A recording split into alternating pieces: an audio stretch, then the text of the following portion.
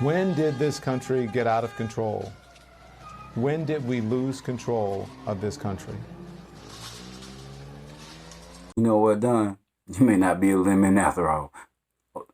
No offense, but let me show you how we got there. From people saying things like this. Ear to the needs of our families and our communities, hold them accountable. Well, make the phone calls, send the email, show up.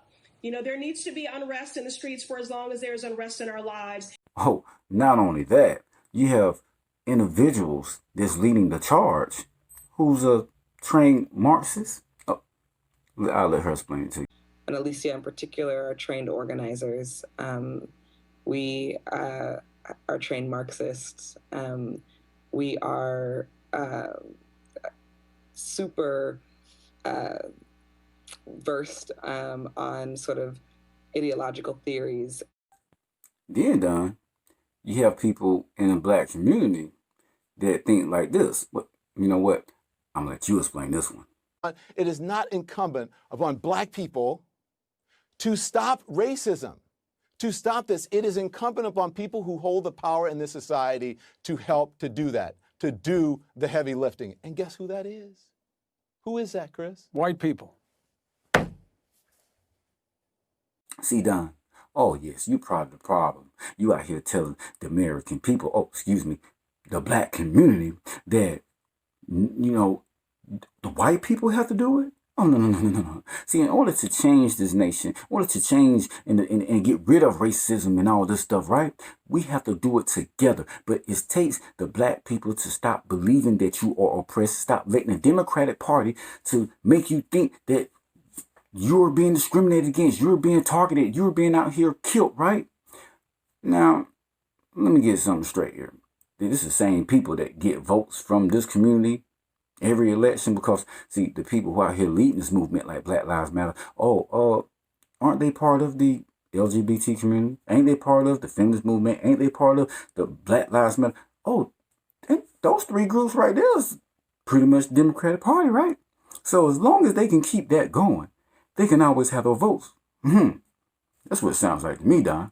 You get what I'm saying? So like I say, to the American people, until you stop believing that you are oppressed, believing that you can't get health care, believing that you can't get a job, believing that you can't get a place to stay, now you tell your kids, nobody's going to give you nothing, but in the same sense, you go out here and you want somebody to give you something. I mean, that's just the truth. Because, see, in your own community, it's being destroyed. You got this code of silence, right? So you tell the police not have a code of silence, but you got a code of silence as well. You can be a child killed out there in the street, but you say they're snitching. See, snitching is when we do a crime together, and then I, in turn, tell on you so I can get out of it, right? But see, it's not snitching when you are a concerned citizen. And you see crime going on, somebody being raped, so a young child being killed, right? Or you go out here, is that snitching? No, see, to me, that's not snitching. If that's what you want to believe, if that's the lifestyle that you want to continuously to live. Because you keep depending on the NAACP, the Black Lives Matter. These organizations, what have they done for the black community, right? Come on now. All these years. You mean to tell me ain't nothing changed? Obama was in office. What changed about Chicago? Nothing. See, it takes you. Stop depending on these politicians, man. Stop putting yourself into a group of people say, we're this. What happened to the black banks? I remember Netflix saying, I'm going to give all this money to the black banks, right? I ain't heard nothing else about that. I ain't heard nothing else about the black banks. See, to be an American, you gotta act like an American. You gotta drop this old black and white thing, right? Oh, the white people. Be an American.